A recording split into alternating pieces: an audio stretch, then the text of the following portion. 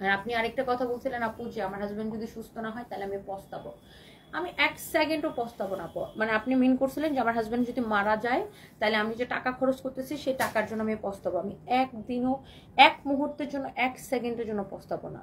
কেন আমি পস্তাবো? আমার হাজবেন্ড যতটুকু সময় বেঁচে থাকবে এটাই আমার প্রাপ্তি, আলহামদুলিল্লাহ বলবো আমি। বাট আমি টাকা খরচ করছি, আমার হাজবেন্ড সুস্থ হয় না, এটার জন্য আমি কোনোদিন পস্তাবো না। আমি যে একটু পরে মারা যাব না, এটার কি গ্যারান্টি আছে বলেন?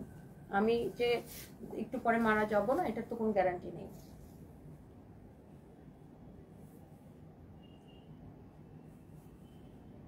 ও যতটুকু এখন বেঁচে আছে, এটাই যদি বেঁচে না থাকতো, ধরেন অক্টোবরের 4 তারিখ অসুস্থ হয়েছিল, সেই দিনে যদি মারা যেত তাহলে আমার কি করার ছিল? কিছুই করার ছিল না। তো আমি টাকা পয়সা খরচ করে কখনোই পস্তাই না আপু। কেন পস্তাবো? 1 সেকেন্ডের জন্য পস্তাবো না, বিকজ আমি বুঝে শুনেই করতেছি। আর অনেকে আমাদের শোরুমে নাকি এসে আমার স্টাফদেরকে বলেন যে আপনার ম্যাডাম বেশি আবেগের ঠেলায় করতেছে। এগুলো এসে আমার স্টাফদেরকে কেন বলেন? আপনি যদি মনে করেন আমি আবেগী, ইয়েস আমি আবেগী, কারণ আপনারা হচ্ছে নিজের ইনকাম করেন না, হয়তো অন্যের টাকার উপর ডিপেন্ড করেন। বাট আমি না অনেক বেশি কনফিডেন্ট। হ্যাঁ, আমি বিশ্বাস করি যে আমি আমার জীবন চালায় নিয়ে যেতে পারবো। সো আমার আবেগটা নিয়ে আমাকে থাকতে দেন। আমার স্টাফদের সাথে যা এইসব ঘ্যানর করবেন না। অনেক মহিলারা যে আমার স্টাফকে যা বলে, হ্যাঁ আপনার ম্যাডাম অনেক আবেগী, জামাই বাঁচবে না, তারপর এত টাকা খরচ করতেছে। আপনার কি ভাই? আপনি টাকা খরচ করতেছি, আপনারা টাকা দিচ্ছেন আমাকে। আবার আপুটা একটা কমেন্টে লাস্টে লিখছিলেন যে আমি সাহায্যের জন্য কাউকে পাবো না। আমি কারোর থেকে সাহায্য নেই নাই, আমার কাউকে পাওয়ার দরকার নাই। I am so confident. আর আমাকে সাহায্য করার জন্য আল্লাহ আছে। সো আমি কারোর থেকে কখনো সাহায্য নেই, আমার কারোর হেল্পের দরকারই নেই, আলহামদুলিল্লাহ। সো এইগুলো কেন বলেন আমাকে? আমি বুঝি না আসলে।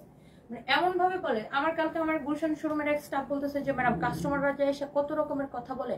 এক বলে, অনেক কাস্টমার এসে বলে আপনার ম্যাডাম এত আবেগী, জামাই জামাই বাঁচার কোনো সম্ভাবনা, এত টাকা খরচ করতেছে। তা এটা ভাই, আমি আবেগে হইলে আমি আবেগে, আমার জামাই 10 মিনিট বাচ্চা থাকলে সেটাও আমার প্রাপ্তি।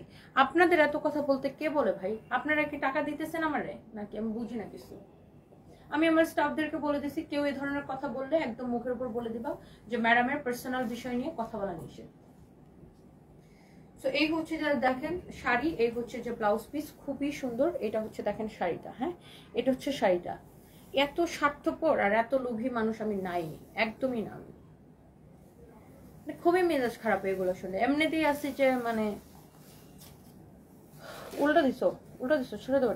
এটা blouse piece, this is the last one.